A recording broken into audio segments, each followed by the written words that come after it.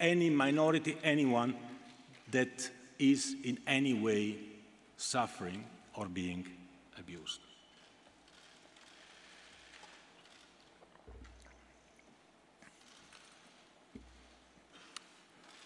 So speaking about workers, I bumped into migrants, a study, not a FIFA study, a Human Rights Watch study.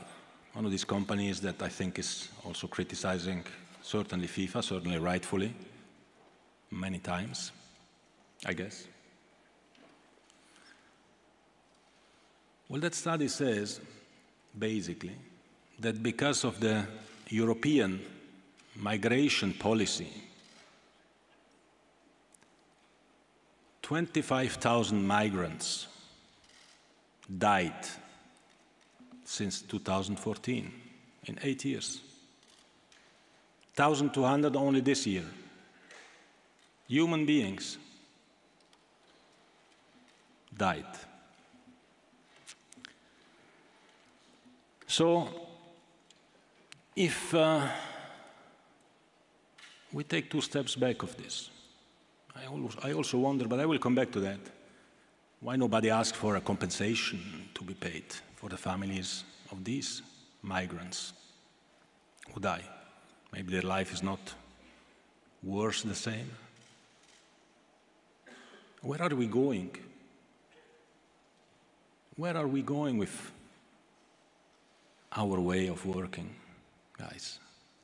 We have to ask this ourselves. Where is the world going? So if we go 2 steps back and we look at this issue of migration and the situation of hundreds of thousands of women and men from developing countries who would like to offer their services abroad in order to help and give a future to their families back home. Well, Qatar is actually offering them this opportunity. Hundreds of thousands of workers from developing countries come here. They earn 10 times more than what they earn in their home country. And they help their families to survive.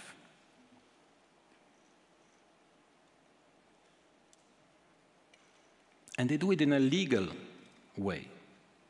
We in Europe, we close our borders, and we don't allow practically any worker from these countries who have obviously very low income to work legally in our countries, because we all know there are many illegal workers in our European countries, living in conditions which are also not really the best. So those who reach Europe, or those who want to go to Europe, they have to go through a very difficult journey.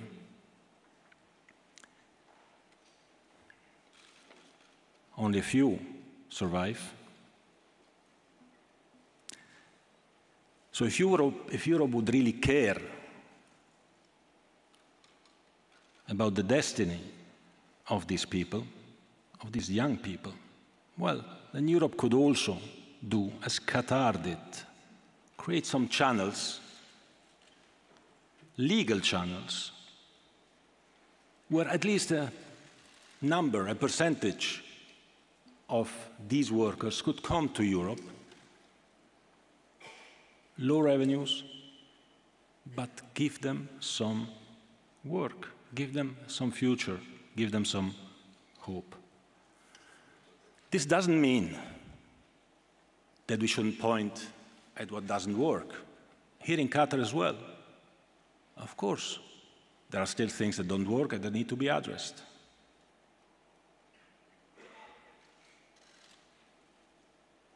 But this moral lesson giving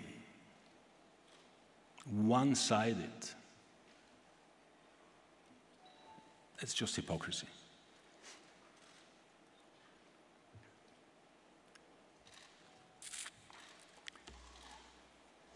So I wonder why nobody recognizes the progress that has been made. Since 2016, the kafala system was abolished, minimum wages were introduced, heat protection measures were taken. ILO, international unions, acknowledge that, but media don't, or some don't.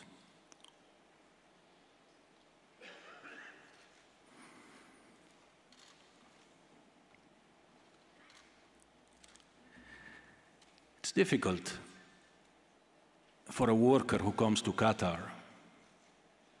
to go back home because thanks to him coming here, even in difficult situations, which were comparable to situations of European migrants in Europe a few decades ago, but thanks to that he can make his family live in his country because he earns 10 times or even more here. So why? Why couldn't we do something like this in Europe and do something much better for many more people all over the world?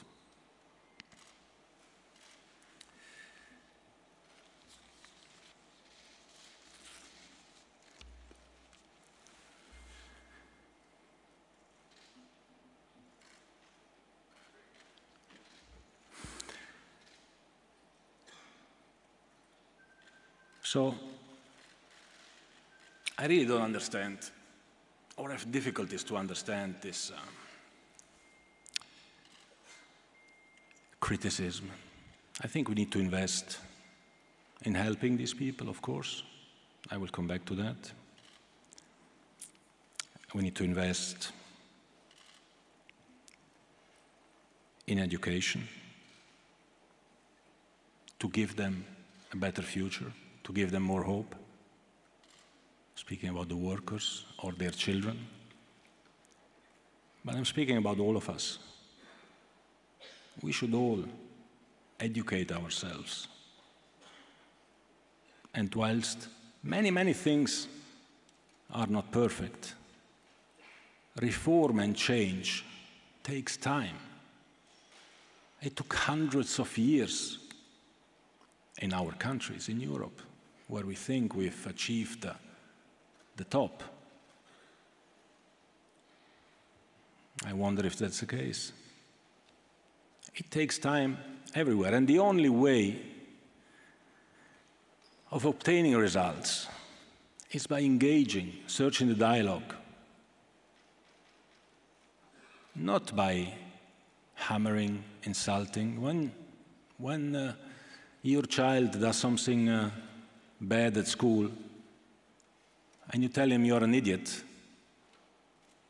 you're useless, and you put him in his room, what do you think his reaction will be? If you engage with him, if you speak to him, if you ask him why you did this, let's work together and you will have better grades or whatever, he will recognize that, and he will be better. I don't want to give you any lessons of life. I'm just realizing that what is going on here is profoundly, profoundly unjust.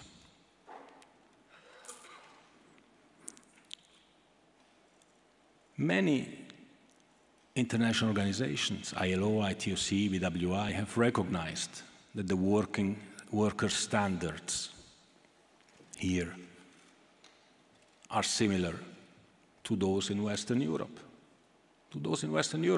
The salaries might be lower, but the worker standards, the safety and security are similar.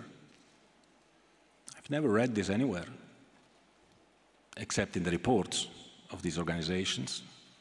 These are important steps. This was not the case 10 years ago. It is the case now. Let's see what happens as well in the next 10 years. And in this respect, since we speak about workers, then I will move to other topics as well. I think it will be longer than 45 minutes. But we have time the World Cup kicks off only tomorrow night.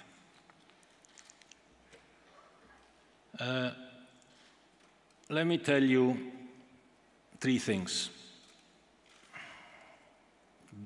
regarding workers. Since I was receiving there as well many, or even personal, I don't know how to call it, almost threats.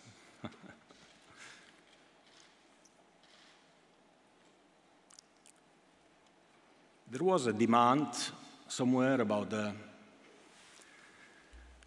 center or whatever, because workers don't know where to go if they have questions and if they need help.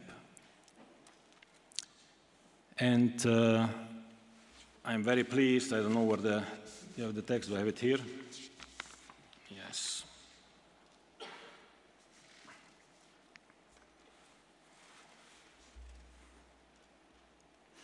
I'm very pleased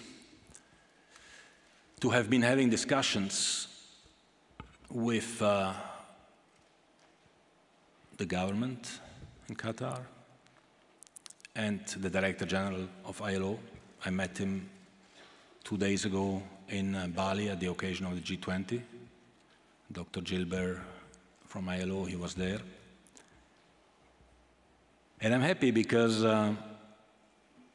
there is a real prospect, and there are still some formalities to be carried out, of a dedicated office that would be a permanent office, ILO office, International Labour Organization office, which will be having its headquarters here in Doha. This is a real progress, because this is exactly the place where workers can go through as well their unions, who will be integrated, of course, in the ILO office, can go and seek for assistance. I believe this is a big commitment by both the Qatari government and ILO. It's not something that FIFA can influence. Qatar is a sovereign state. ILO is a UN organization. FIFA cannot tell them what they have to do, but we can engage with them. We can spend days and nights speaking with them, and we are there. There will be an ILO permanent office which will serve exactly the purpose which was asked for, to assist everyone who is here, show them their rights and remedies possible. And that is one.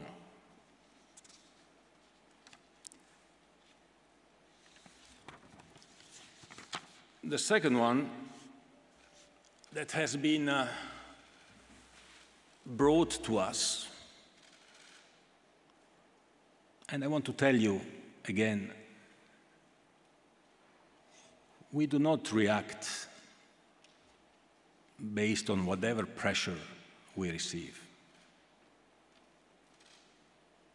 We act when we decide the time to act has come.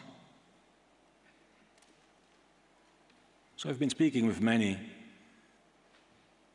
people from football, I will not mention them, or outside of football, who tell me, you know, we have to say these things in public because we have a lot of pressure from our media, but in reality, you know, we are with you, or this, or that, or the other. We are not like that. We don't react to pressure. Pressure is negative. Engagement is positive.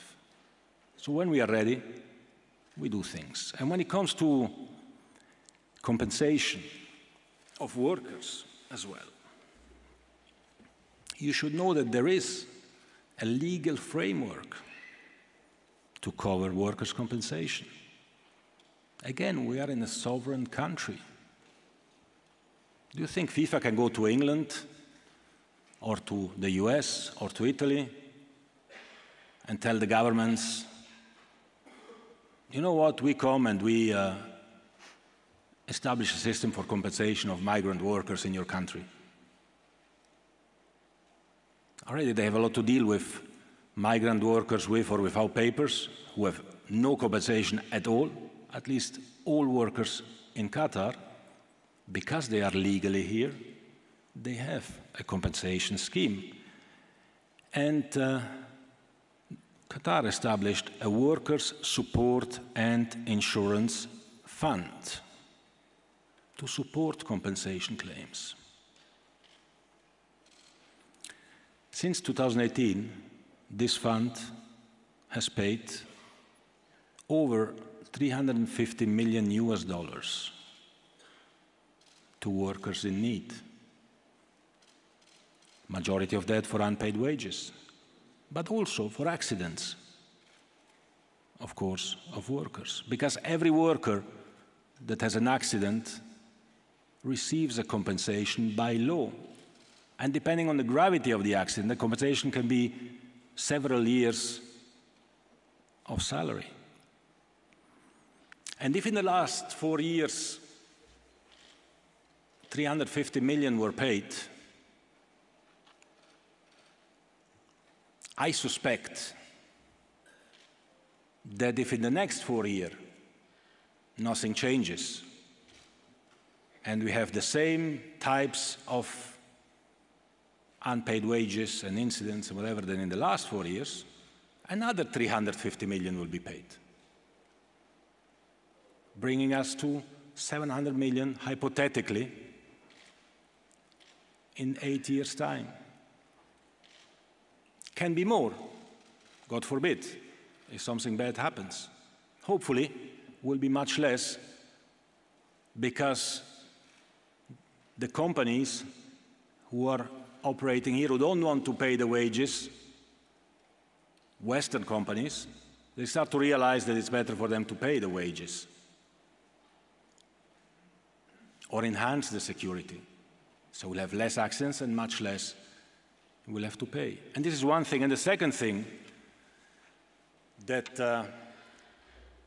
I was pleased about is that the Minister of Labour himself mentioned at the European Parliament that if in the past, because we are speaking about the recent past, the last 4 years, and the future, next 4 years, if in the past there is a worker who has not received due compensation in accordance with the laws of Qatar, which are public. You can go and see them, Article 110 and following of the Qatar Labor Code.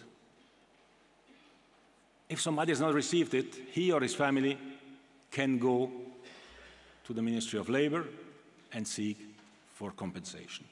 And if you don't get it, let us know, and we will help you. Because this is due by law. It's not due because somebody asks us to do something that then will have to be managed in a way that nobody knows how, where also all unions would have been against. But that's not the end of it, because the third announcement linked with workers is with regard to the FIFA World Cup Qatar 2022 Legacy Fund. So we have been seeing there is a permanent office of ILO, or there will be, and we'll be back. We will be here to check, don't worry, because you will be gone. Compensation for workers who are not paid or who have accidents exists at very significant amounts. And FIFA has a legacy fund for this World Cup. Now, the amount of this legacy fund will be decided after the World Cup. It will certainly be a percentage of the revenues of the World Cup. But since so many people around the world have been speaking out on these topics, for the first time, FIFA is opening up its compensation its legacy fund to anyone who wants to invest in it. We'll publish the details. Anyone who wants to invest in the FIFA World Cup 2022 Legacy Fund shall invest. And those who invest a certain amount will be part of a board that can decide where the money goes. Now, where should this money go? The two ideas that we have, we'll submit them, of course, to the Council. They should go first to education, because we believe that children, especially children in developing countries, should receive appropriate education so that they can build a better future. We signed an agreement 2 weeks ago with the state of India, where we help 25 million children in India through education. So we want to focus on education, and especially education of girls and women, because it's very important, especially in certain countries. So part of this legacy fund will go into education. And I would like to thank the Qatari authorities for accepting this, because normally FIFA legacy funds of World Cups, they go to the local football community. Here we bring it international. This is one thing. And the second element of this legacy fund is that we will jointly with ILO, with the International Labour Organization, establish a Labour Excellence Hub. We are in discussion for a memorandum of understanding with the ILO. The Director General will be coming here in the next few days. And we want to establish programs based on the experience that we made here in Qatar. I would never have thought that I have to deal with labor matters. Based on the experience we made in Qatar, we have to share through this excellent hub best practices all over the world, in particular when it comes to future hosts of FIFA tournaments and competitions. So take from our learnings, partner with the #1 partner in this area, ILO, and work to make the lives of workers all over the world a little bit better. So this is what we do in labor matters.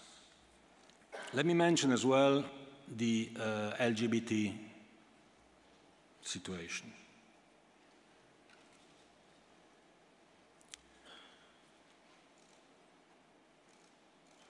I've been speaking about this topic with the highest leadership of the country several times, not just once.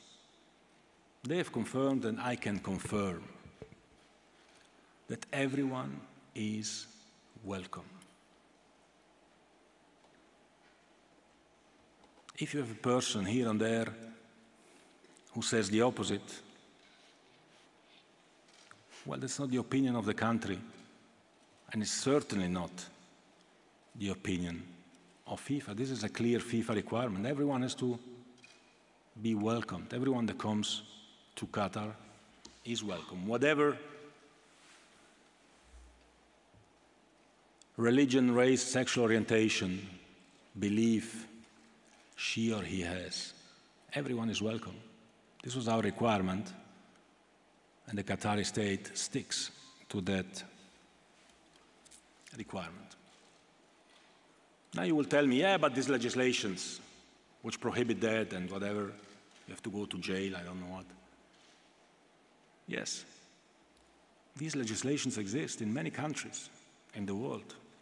These legislations existed in Switzerland when Switzerland organized the World Cup. It was in 1954, I was not born yet. So again, like for the workers, these are processes. So what do you want to do about it? You want to stay home and hammer and criticize and say how bad they are, these Arabs or these Muslims or whatever? Because it's not allowed to be publicly gay? Of course, I believe it should be allowed as FIFA president. But I went through a process. I went through a process. If I ask the same question to my father, who is not here anymore, he would probably have a different answer than me. And my children will have again a different answer than me. So if somebody thinks that by just hammering and criticizing we achieve something, well, I can tell you we achieve exactly the opposite. Because this will be viewed as provocation. And then if you provoke me, I react. And that's bad. Because the reaction will be to be even more close now that the doors start to open. I often give the example of the vote for women. Switzerland, again, I'm Swiss, so I can allow myself to say a few things about Switzerland. You know, when women were granted the right to vote in the last Swiss canton, I tell you when, in the 90s, not the 1890s, in the 1990s. And not because the men who had the right to vote, of course, voted that yes, our women should be allowed to vote. No, because they voted no. It was the Swiss Supreme Court who forced the men of this canton to say, no, women have to have the right to vote, of course. Of course. These were the mentalities a few years ago in Europe. Let's look at ourselves in the mirror, see where we come from, and try, if we are convinced that we defend the right causes, try to convince the others by engaging. That's the only thing I ask you. The only thing I'm asking you. Engage, help, don't divide, try to unite. The world is divided enough. We are organizing a World Cup. We're not organizing a war. We organize a World Cup where people who have many problems, everyone in his or her life, want to come and enjoy. Look at the city. It's beautiful. It's beautiful. It's geared up. People are happy to celebrate. They were happy when the teams come. And when the teams come, they go to see the teams. And what do I read?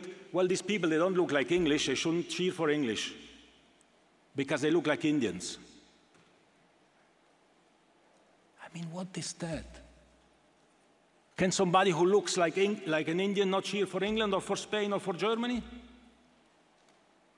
You know what this is? This is racism.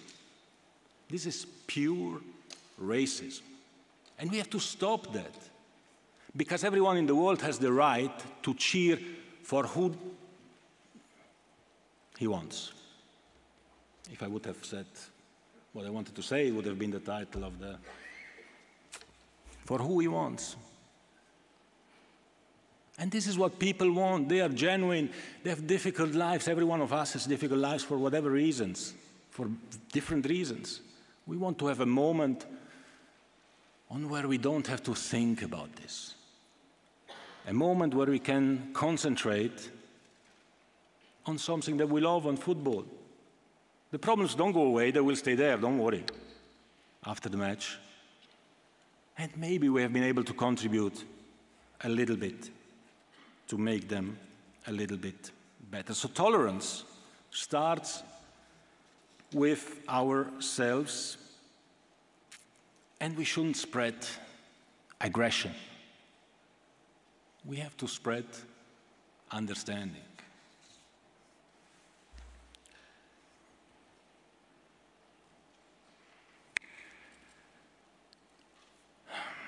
FIFA is a global football organization, as you know. We have 211 countries which are part of FIFA. 211. For me, as FIFA president, Unfortunately for some of you, it looks like I will be here for another 4 years. But fortunately for over 200 associations and 6 confederations in the world. Every association is the same. Every association is the same because we are football people. We want to be football people. We don't want to be politicians or whatever else. And football brings people together. If we could organize an event in any country of the world, in North Korea, well, I would be the first to go there. I actually went to North Korea some years ago to ask the North Koreans if they were ready to host part of a Women's World Cup together with South Korea. Well, I was not successful, obviously, but I would go another 100 times if it would help, in spite of everything, because only engagement can bring real change. So we are a global organization, and we want to remain a global organization that unites the world. And I was convinced, and I'm still convinced, even though now I don't know how optimistic I still am, that this particular World Cup will help to open the eyes of many people from the Western world to the Arab world. We are living in the same world. We have to live together. We have to understand each other. We have to understand that we are different as well, that we have different beliefs, that we have a different history,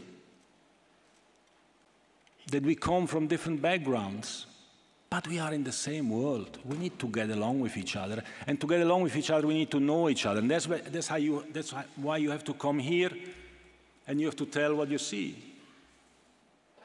And when you see something that is wrong, say it, and say also how it can be rectified, please, so that maybe we can help everyone to understand each other a little bit better.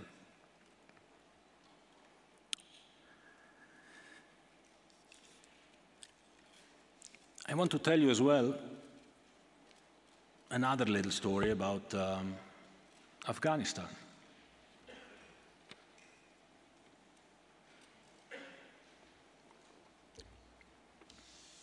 Last year, when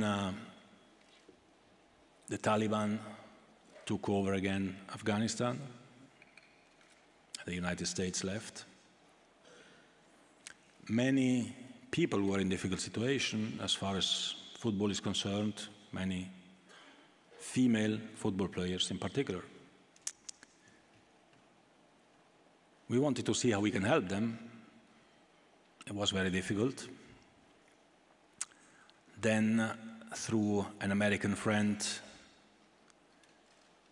I got in touch with the Minister of Foreign Affairs of Qatar, Sheikh Mohammed, who I want to thank, because it was, I remember it was already 2 a.m. I think in Switzerland, so here it must have been 3 a.m. or 4 a.m. In America it was still early, that's why we got in touch. Then he immediately replied. And thanks to the help of Qatar, we have been able to rescue over 160 girls and women mainly from Afghanistan to Qatar. We did so because we were promised by many countries in our Western world that before we got them out, that they would of course welcome them. 160, not 1,600 or 16,000. My feeling is that we were promised that because they believed that we would never be able to get them out of the country. But once we got them out of the country, thanks to the help of Qatar, we brought them to Doha, and they were staying actually in one of the compounds which was built for the World Cup. All European countries and American countries, North American countries, closed their doors. Sorry, no, we cannot, no, we cannot. The only country that said, well, bring them here, because we know what it means to suffer and to run away from your country, was Albania. And my friend Edi Rama, he said, they are welcome here in Albania, where they can build a future. So Albania opened the doors. From all the countries, Albania opened the doors to the Afghani refugees who had to run away because they were playing football in Afghanistan. We still have around 400 women mainly and men from the Afghan football community that we have not yet been able to get out of Afghanistan. But if they come out, we don't know where they should go. I was speaking with the German interior minister, maybe there is an opening there. But let's see. Nobody speaks about these things. Nobody speaks about the fact that we have managed to make sure that for the first time again in history, 11,000 people will fly from Tel Aviv directly to Doha, Palestinians and Israelis together in the same airplanes.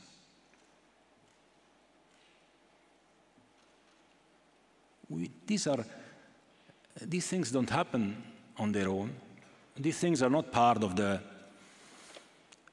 checklist of the organizer of the World Cup.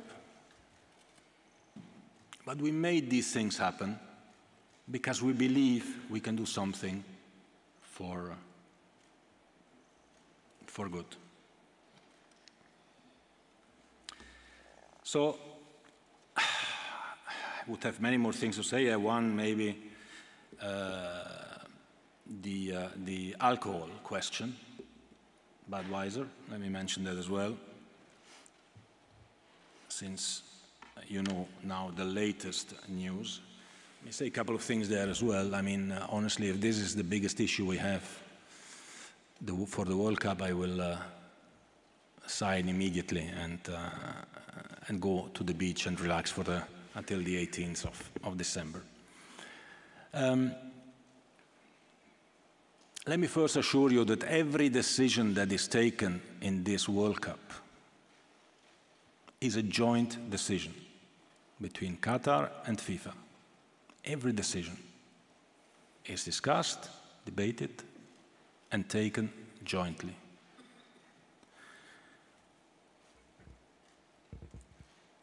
There will be, I don't know how many fan zones, 8, 10 big fan zones, over 200 places where you can buy alcohol in Qatar anyway. Over 10 fan zones where over 100,000 people can simultaneously drink alcohol. 100,000 people at any particular moment. I think personally, if for 3 hours a day you cannot drink a beer, you will survive, especially because actually the same rules apply in France or in Spain or in Portugal or in Scotland, where no beer is allowed in stadiums. Now here it seems to become a big thing because it's a Muslim country, or I don't know why, I don't know why.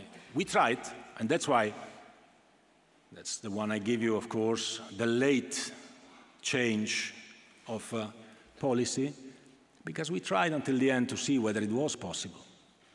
But one thing is to have the plans and the designs. Another thing is when you start putting it in place, you look at the flows of the people, you look at their safety in going in and going out, going to attend different matches. This is something new. This World Cup is new in that respect, because in any other World Cup, you have only one match in one given city, which usually is 3 times the size, at least, the smallest one, of Doha. Here we have 4 matches the same day, so we have to make sure that people can go in and go out, and this whole flows function in the right way. And that's why we had to take the decision about the beer. But having said that, because I was also hearing this is very bad and whatever for Budweiser and so on. Budweiser is a great partner of FIFA since a few decades already. And a few weeks ago, we have been shaking hands with their chairman, CEO, of course, to continue our partnership as well until 2026. And partners, and we were discussing, of course, often these last few days, partners are partners in good and bad times, in difficult and easy times. And when times are a little bit more tense, then the partnership gets even stronger. So I'm very grateful to Budweiser in this respect and to Michel for the collaboration we had in the last years, in the last couple of weeks when we decided the future, and now when we make sure that Bud Zero will be sold in the stadiums and Budweiser in plenty of places in the whole city. I think we can move then as well to the World Cup, because I was also, and I finished then, sorry. Brian is already reading no, I'm just the news of the day. He's getting bored. That's not true, by the way. But I finish, don't worry. I was told that some were saying, sponsors jump out of FIFA, people will switch off their TV, they will not watch the World Cup, because it's a big scandal. Nobody will come anyway to Qatar because it's in winter and because this and that and the other, and it's not a safe country or I don't know what. When it comes to the commercial success, we have been selling media rights for this World Cup, which is shorter than any other World Cup, as you know, where we have 4 games a day. Never happens. So we sold the rights for around 200 million more than the last World Cup. We sold sponsorship rights for also around 200 million more than the last World Cup. And as far as ticketing and hospitality rights are concerned, we are at almost 200 to 300 million more than the last World Cup. So all in all, this World Cup will generate for FIFA around, I don't know, 600-700 million more than another World Cup. What the global figure of revenues of FIFA will be in the last, or in this 4-year cycle, I will keep it for tomorrow for the summit to announce it to the associations because it's good news for them. But the point I want to make here is that if so many people around the world are investing so much money in the World Cup in Qatar, they invest because they believe in FIFA. They saw what FIFA has done to clean up the organization, to make progress in the football areas and also on the social field. And also because they trust Qatar. They know that they can come here, they know they can enjoy, they can celebrate, and that they can expect a great World Cup. So either all these people are stupid, or somebody of those who say that nobody will watch this and nobody cares about this World Cup might be a little bit wrong, as some of the polls in some elections in some countries were wrong as well in the last years. Having said that, I hope, I remember at the last World Cup I was always getting angry because at every press conference, the first 45 minutes I had to deal with doping matters of the Winter Olympic Games and skeleton and I don't know what, which had nothing to do with football and the World Cup. Here I have to deal with other topics.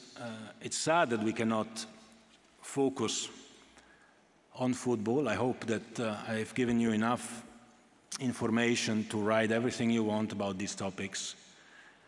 If you need to criticize somebody, don't criticize the players.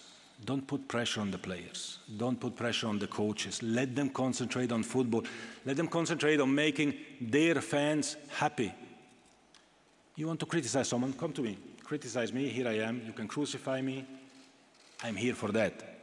Don't criticize Qatar. Don't criticize the players. Don't criticize anyone. Criticize FIFA. Criticize me if you want, because I'm responsible for everything. But let the people enjoy this World Cup. Let the people enjoy this World Cup. It comes once every 4 years. How many occasions do we have to unite the world? How many? Or do we want to continue to divide? Do we want to continue to spit on the others just because they look different or they feel different? We defend human rights. We do it our way. We obtain results. We obtain that women had access in stadiums in Iran. We obtained that the Women's League was created in Sudan. We obtain results. It's a step-by-step process. Help us in doing more. Don't divide, don't split. Let's concentrate on football. We have 32 great teams, 33 with Team 1, the referees. We have beautiful stadiums. We have a city that wants to welcome the world. Let's please celebrate and hope that we can give some smiles to some people around the world. And now the questions are open.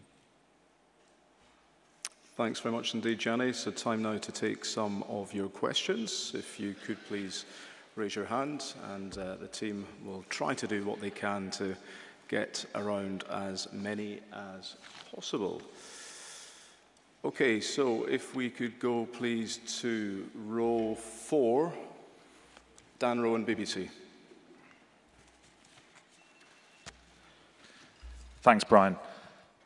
Mr. President, just judging by social media, your comments that you today feel gay has caused some surprise, I think it's fair to say, to many in the gay community. Because, of course, what they're saying is that if you really were gay, you wouldn't be able to say that publicly, because if you did, you would be admitting to effectively illegality. Do you understand that opinion? And you accuse some in the West, the critics, of being hypocritical. Isn't it hypocritical to, on the one hand, say that FIFA stands for equality and non-discrimination, while at the same time supporting an event in a country which has discriminatory laws? If you were to exclude all the countries who have discriminatory laws or other human rights problems, who are playing football only maybe you and me, maybe. Because I don't know, I know that me, I don't discriminate, but you, I don't know, I hope not. So, I think it is real to bring, that football brings people together and unites the world. I think we have to do that. And I think we have to welcome everybody in Qatar. Gay people are welcome in Qatar. And we need to engage. We don't need to provoke, we need to engage. We need to discuss how many gay people were prosecuted in Europe. Sorry. It was a process. We went through a process. We seem to forget. We seem to forget. But we need to see what experience we made, and we don't have to take for granted that the country which did not have the same chance of development because of the climate, for example, that we had in Europe, is and went through the same experiences than we have. So I really believe that we have to have our beliefs, and we have to engage, and we have to explain. And I think provocation is the wrong way. I mean, I might be right, I might be wrong, I don't know. I try to obtain the results I obtain by, again, by engaging. I went, now we cannot speak about Iran because of the terrible situation in Iran, which is very bad, of course. But there are 80 million people in Iran. Are they all bad? I don't think so. I don't think so. I went several times to Iran to convince then President Rouhani to give access to the stadiums to women. We obtained it after years of discussion, after years that I was hammered by everyone. How can you go to a country which doesn't allow women into a stadium? Now it's even worse what's happening, of course. And women into a stadium is one little sign that we can do. FIFA is not the world, we are not the United Nations, we are not the world police, we are not, I don't know, the blue helmets. The only weapon that we have is this, is the ball.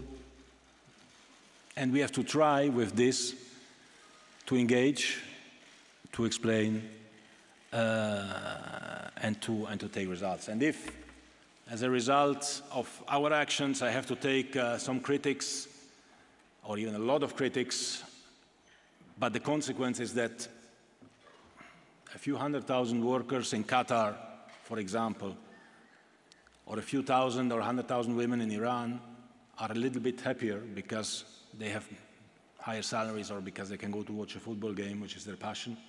I take every critic on me.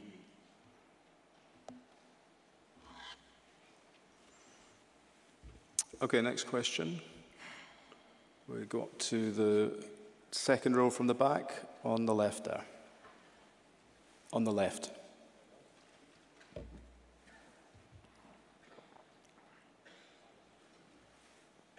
Gentleman in the whites. Thank you. Bonjour, Monsieur le Président. Bonjour. Because my English is not so good, so I prefer to ask you in French language, and you can ask in French. Monsieur le Président, vous avez fait dernièrement une longue tournée entre Bali et Doha.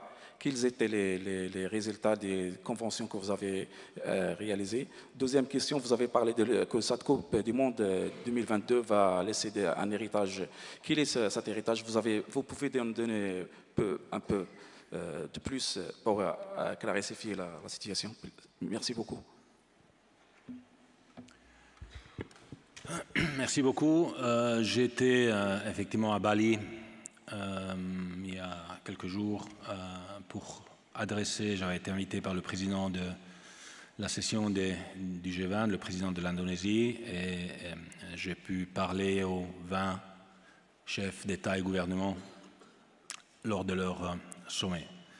Mon message, c'était un message simple sur le football, sur ce que le football signifie pour leur pays et dans le monde, d'un point de vue économique, parce que le G20, c'est une organisation économique à la base, mais aussi d'un point de vue social. Et évidemment, puisque tous les grands décideurs du monde étaient réunis autour d'une même table, j'ai réitéré mon appel pour la paix, ou pour au moins un cessez-le-feu, ou quelque chose, un signe d'un couloir humanitaire ou quelque chose pour commencer un dialogue entre la Russie et l'Ukraine avec le soutien de tous les États, évidemment, du G20. Parce que la réalité, c'est que des gens meurent. Des gens meurent. Des vies humaines sont éteintes et j'estime que tous les leaders du monde et nous tous, on devrait faire tout ce qu'on peut dans nos propres moyens pour voir si cette situation peut s'améliorer. Quels sont les résultats? On en discute, il y a des discussions qui sont en cours. Je ne sais pas, il y a peut-être 0,1% de chance que quelque chose de positif puisse se passer. Mais même si rien ne se passe, on va continuer à insister. La deuxième question, c'était... Je ne me souviens plus. I don't remember the second question. If you could just pick up, please. L'héritage, exactement. L'héritage de cette Coupe du Monde. Mais cette Coupe du Monde aura beaucoup d'héritage. Disons, beaucoup de choses ont été faites déjà. Évidemment, les stades, le pays, métro et tout ça. Environnement. Mais aussi un héritage, je dirais, culturel dans la mesure où le monde connaîtra le monde arabe et vice-versa. Moi, j'y crois beaucoup. J'y crois beaucoup. Les gens qui viennent avec des idées préconçues pour la première fois au Moyen-Orient, ils verront que voilà, c'est des êtres humains comme tous les autres. Et en ce qui concerne l'héritage sur ces sujets, on a déjà vu les travailleurs qui ont des meilleures conditions et dans le futur encore meilleures. On a vu les différentes pas qui ont été prises. Le fait que Palestiniens et Israéliens puissent venir ensemble dans ce pays, puis évidemment, c'est pendant la Coupe du Monde, mais une fois que vous ouvrez la porte, après peut-être un petit peu, elle pourra rester ouverte. Et je crois que sur tous ces sujets des droits de l'homme, on va avancer. En plus, la FIFA va créer son propre Legacy Fund dédié à cette Coupe du Monde pour faire en sorte que des enfants puissent avoir une meilleure éducation dans le monde, dans des pays en voie de développement, ainsi que pour ce qui concerne les conditions des travailleurs, qu'on puisse vraiment exporter dans tous les pays des best practices, des bonnes pratiques du droit du travail, avec notre partenaire ILO, Organisation internationale du travail. Merci. Rob Harris, Sky. Hi, Rob Harris from Sky News. Just so you know, on social media, there are a lot of concerns about the tone of your speech just then, seemingly that you are dismissing serious rights concerns. What would you say to those fans that are concerned about your defence of a non-democratic nation? And also, despite all the assurances you had on alcohol, you were ordered by Qatar to ban the sale for fans. On larger matters, fans are asking, how can Qatar's word now be trusted on things like LGBT rights and migrant worker rights, particularly after this World Cup? A day before the tournament kicks off, do you feel in control of this World Cup? I feel 200% in control of this World Cup, absolutely. Again, every decision is taken in partnership with the Qatar government. We not only establish a joint venture on the paper, but we live it as well. This World Cup is new for many of us because it is for the first time that every team is in the same place at the same time. This brings a lot of threats or challenges rather than threats that were not known before, right? 8 stadiums in 50 kilometers has a lot of challenges. Some fans are here, others are there, they have to go there. At the same time, those who are there and there have to go here.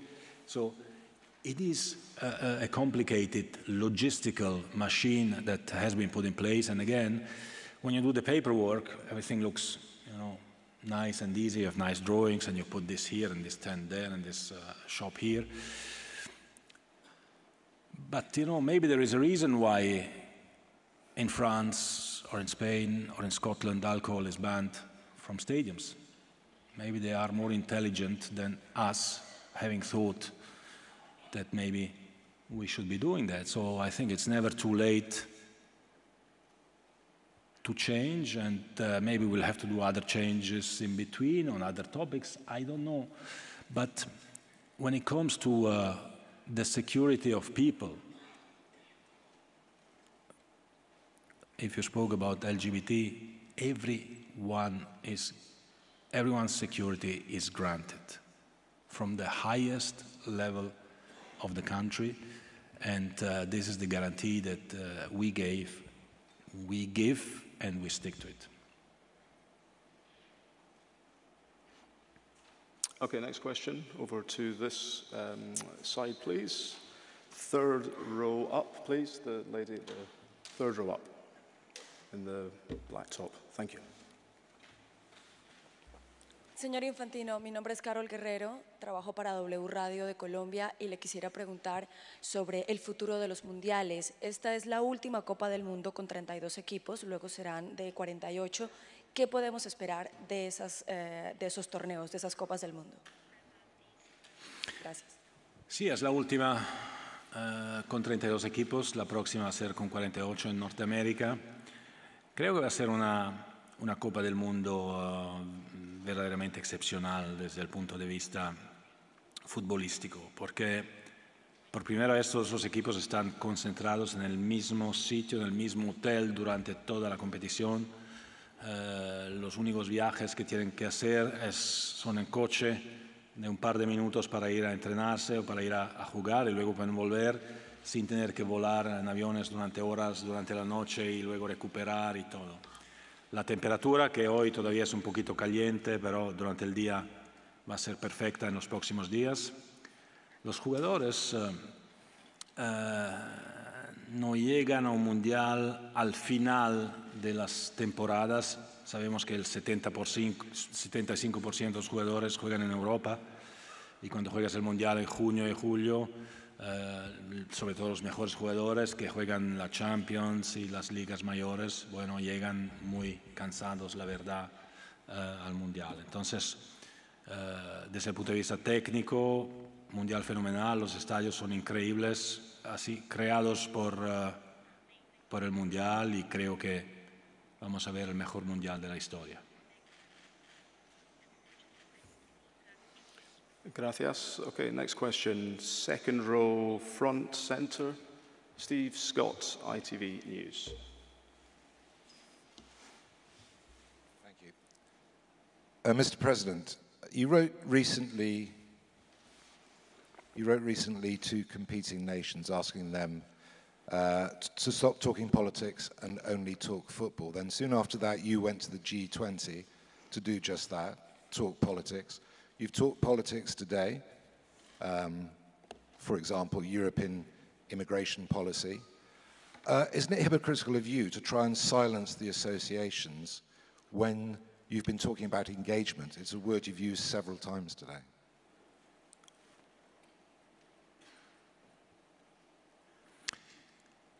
I think if there is somebody who doesn't silence anybody, it's the new FIFA. It's FIFA. We don't silence anybody. Everyone can speak and say whatever they want. And if you read the letter carefully, I didn't say what you said, I would have said. But it's true that the main message is let's concentrate on football. We are a football organization to start with. And it's not right to misuse football for other purposes. We fight for that. We fight for human rights. We have results in our fights for human rights, many more results than many others, and these things have to be said as well. That's the hypocrisy is on the other side. When you pretend to have a moral and give moral lessons to others, but in reality your situation is maybe not that good either. So, without the pressure of the World Cup, I believe that the changes which would have happened in Qatar would maybe not have happened, or not at least at that speed. Obviously we need to put pressure. Obviously we need to try to make things become better. We will engage, we'll continue to engage with our associations all over the world. And there are associations who think white and others who think black. Which ones are better? Which cause is better? We cannot take sides. We have to defend causes which are international, which are global, which everyone can feel to be part of it, because otherwise we start excluding some, because they don't think like us. And there are causes where we can bring everyone together, and that's what we have to try to do. Okay, next question. The lady just behind Steve on the third row. Thank you, Fatin from NBC. Mr. Infantino, in your opinion, what makes this World Cup edition different from the previous ones? Thank you.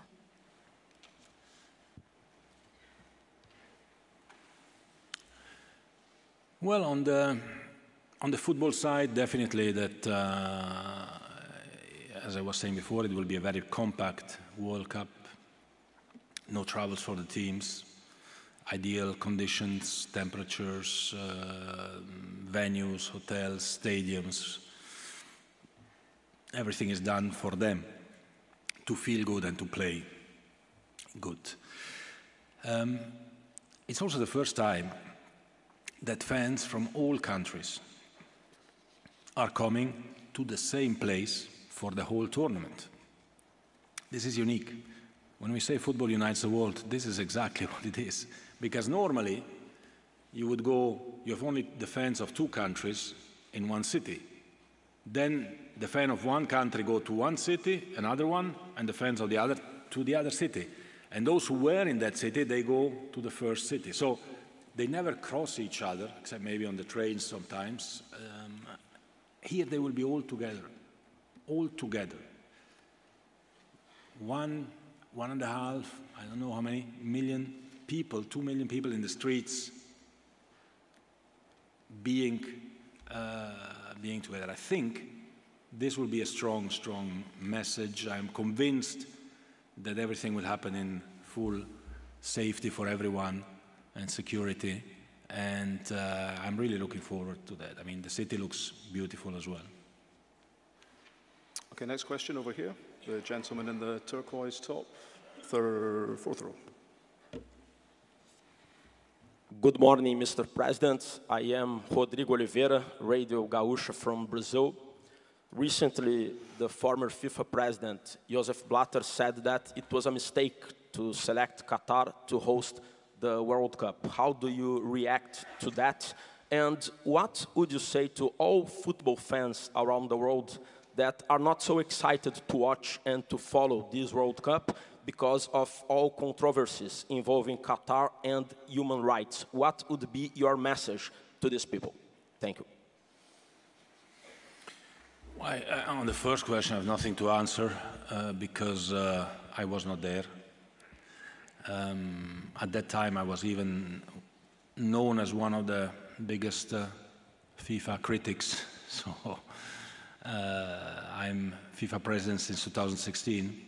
And since 2016, we've made tangible changes. And from now on, in all bidding requirements and all bidding documents for the future, we have clear human rights requirements which are enshrined in the bidding process.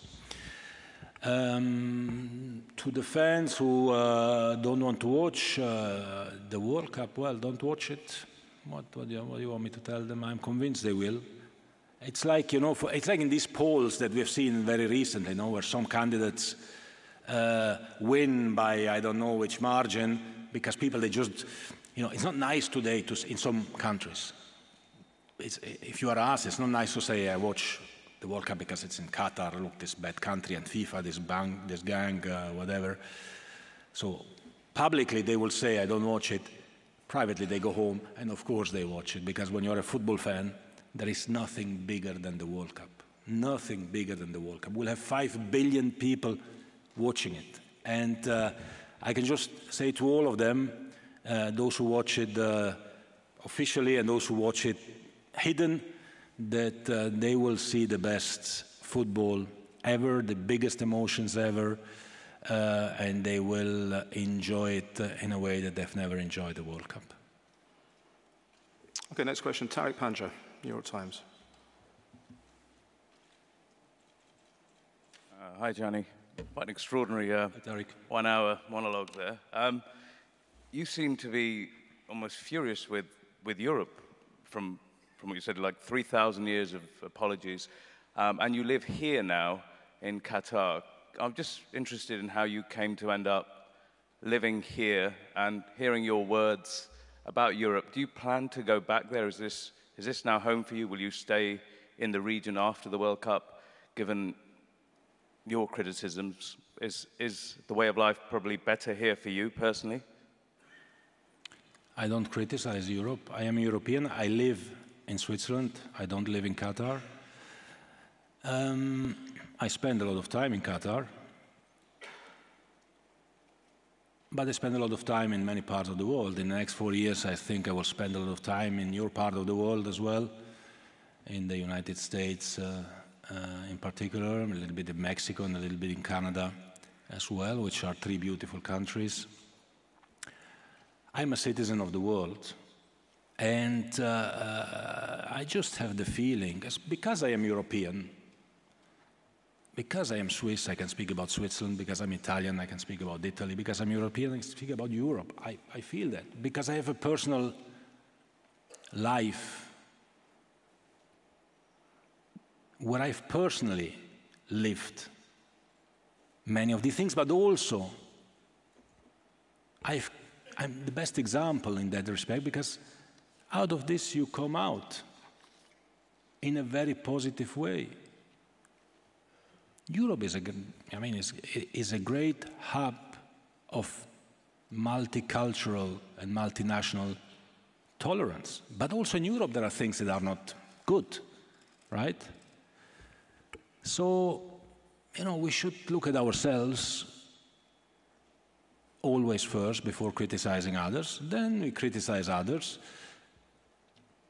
understanding where we come from, what road we had to make, and maybe help them make the same road that we made if we are convinced that our road is the best, right? So, I will continue to live in Switzerland, and I will continue to spend time in Qatar and in UAE and in India and in America, much more probably.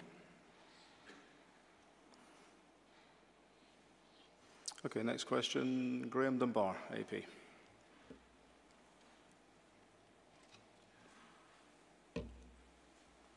Hi, Graham Dunbar from the Associated Press. Good afternoon, thank you. Quickly, just to pick up on one thing you said about shaking hands with the Budweiser chairman or CEO recently, that kind of implied that the deal is done to renew for 2026. I want to check if that's the case and whether maybe the price has to change now in the light of what's happened. But also, the last minute changes here. I mean, Brazil and South Africa had a culture of getting things done at the last minute, but things weren't changed at the last minute. Fan logistics didn't change. Sponsors weren't let down. FIFA even got the hotels they were expecting. What has been so particular about this World Cup and the process of making decisions that so many things have had to change at the last minute? Which things have changed in the last minute?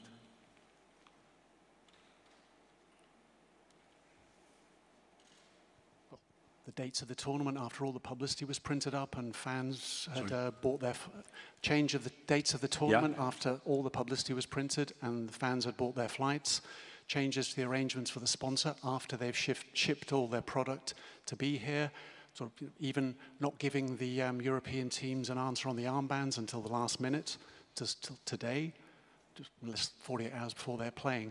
It just seems to have been a process of last-minute decision-making, which wasn't a factor in Brazil or South Africa, but is here.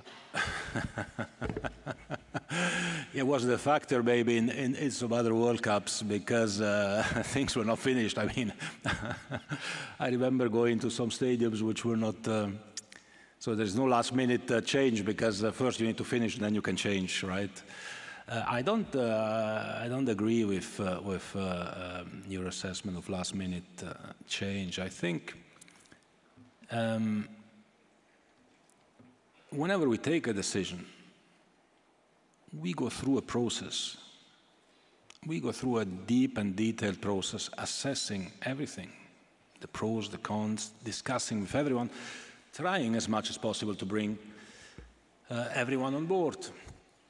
And sometimes we manage it quicker, sometimes we don't manage it as quick as that. The world is not the easiest place, and we are not at FIFA a dictatorship where the FIFA president can simply dictate what he wants and everyone has to follow. We want, again, it's the same as for everything else I was speaking in that boring 1 hour, as it was said before.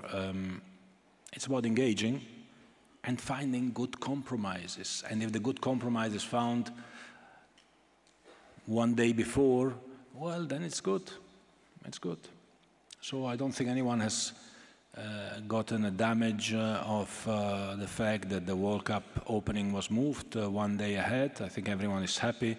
We'll have a celebration, an opening celebration that the competition like the World Cups deserves, I think. Could it have been done before? Yes, certainly. But, it's never too late to do the right thing. Budweiser? Sorry? The question on Budweiser. The question on Budweiser. No, on Budweiser, I mean, as I said, we are partners for some decades, and we look forward to partner as well for the future. We agreed that already a few weeks ago, and I think this particular situation has brought us even closer together. Okay, next question, Julia at La Stampa.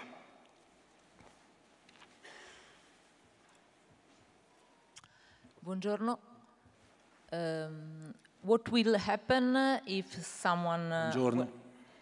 Buongiorno.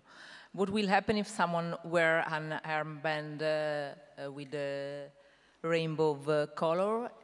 And the second question is, with the new bidding regulation, a country with a law on gay people as the one that has Qatar could apply?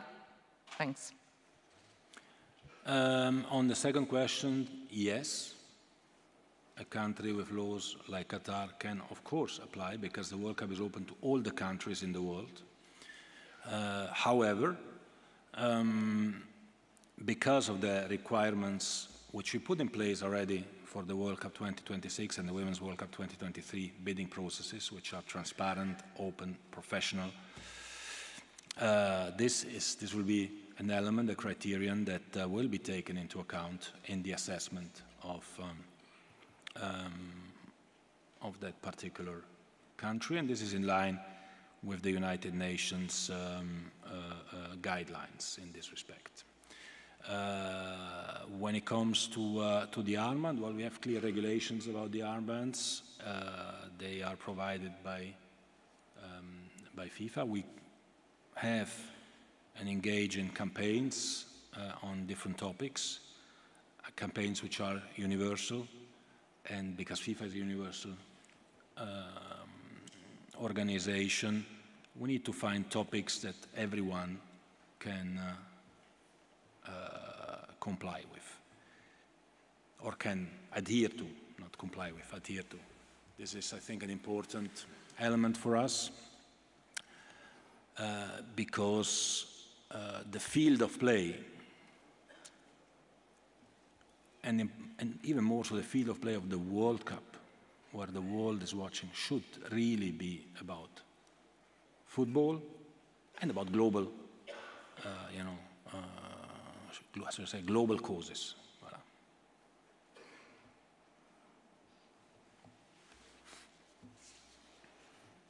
Okay, next question. Second row front, Kavi.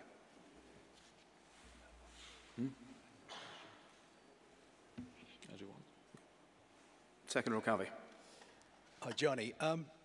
You started your speech today by saying that today you feel like a Qatari, you feel like an Arab, you feel gay. You didn't say that you feel like a woman. Now, I forgot. I feel like a woman. You've referred a few times. Sorry. I have 4 daughters. You're right. I'm sorry. I feel like a woman. You've referred a few times today to the situation in Iran. Yeah. And I think you're misrepresenting the situation in Iran. Since you visited Iran, the situation has become much worse. Yes. Women effectively not allowed inside football stadiums.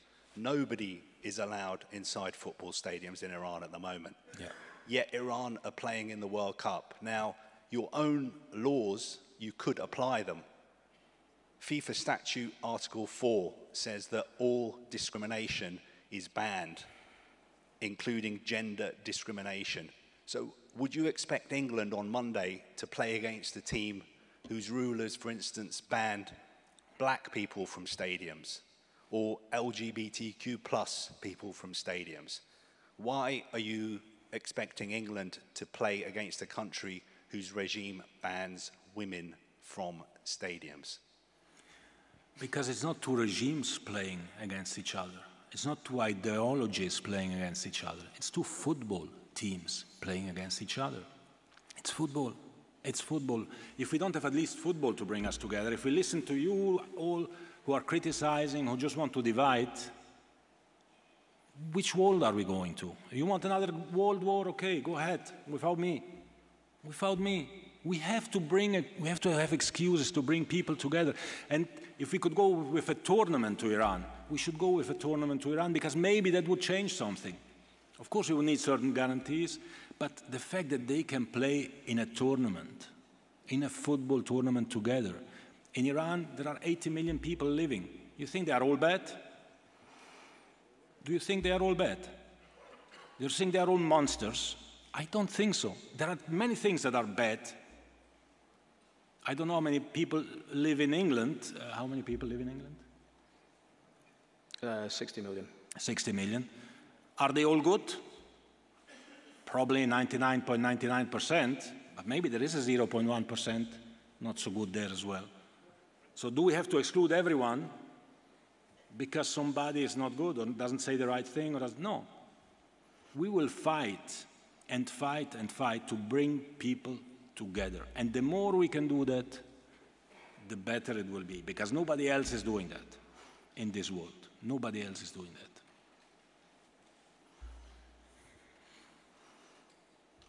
Okay, we'll just take a last question. If we could go over here, please. Second row in the blue shirt.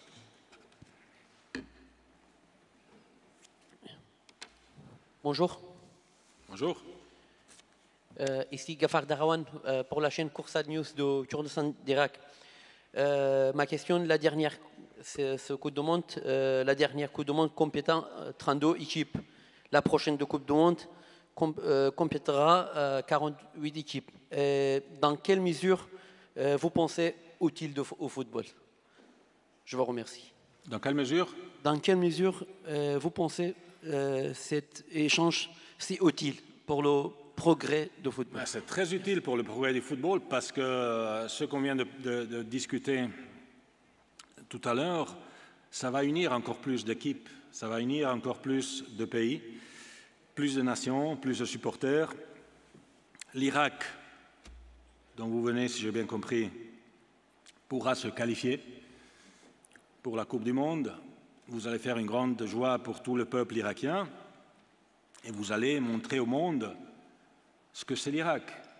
Et vous allez montrer au monde que l'Irak, ce n'est pas un pays terrible, où il y a des choses terribles qui se passent, remplis de gens terribles, mais que l'Irak, c'est un pays où il y a des femmes et des hommes qui vivent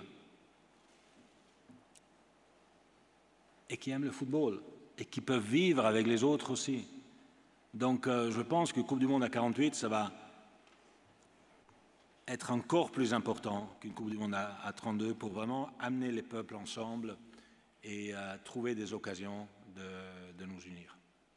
Voilà. Okay, last question in extra time. Third from the back row, please, gentleman in the baseball cap.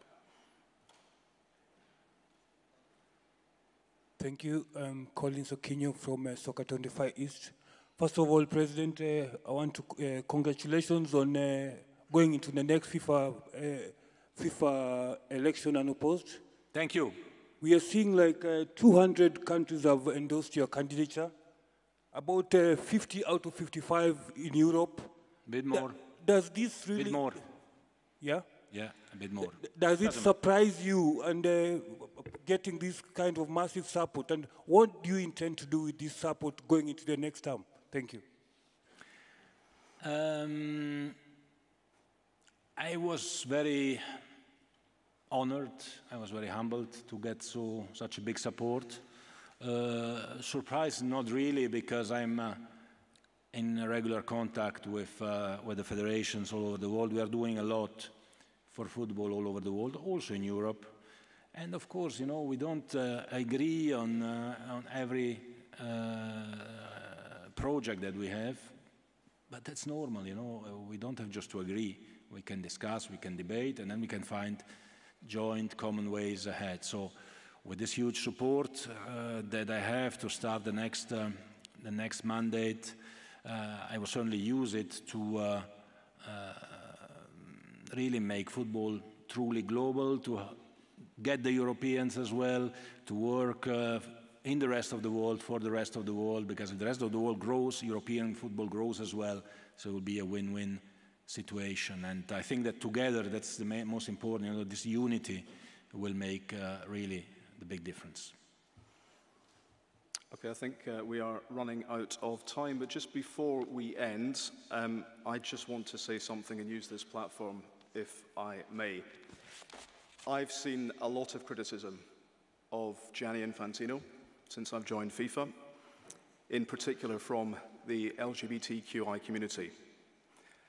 I am sitting here in a privileged position on a global stage as a gay man here in Qatar.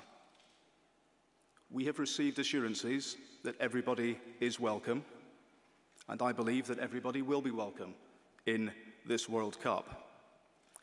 Just because Gianni Infantino is not gay does not mean that he doesn't care. He does care. You see the public side, I see the private side, and we have spoken on a number of occasions about this. I thought long and hard about whether to mention this in this news conference. This, after all, is a news conference for the FIFA president, but I do feel strongly about it. We care at FIFA about everyone. We are an inclusive organization. I have a number of gay colleagues. So sitting here, I'm fully aware of the debate, and I fully respect everyone's right and everyone's opinions to think differently. I get it. But I also know what we stand for. And when he says that we are inclusive, he means it. I just wanted to make that point. You made the news of the day. No. Anyway, that concludes the press conference. Any follow-ups, please, media@fifa.org, and enjoy the tournament. Thank you.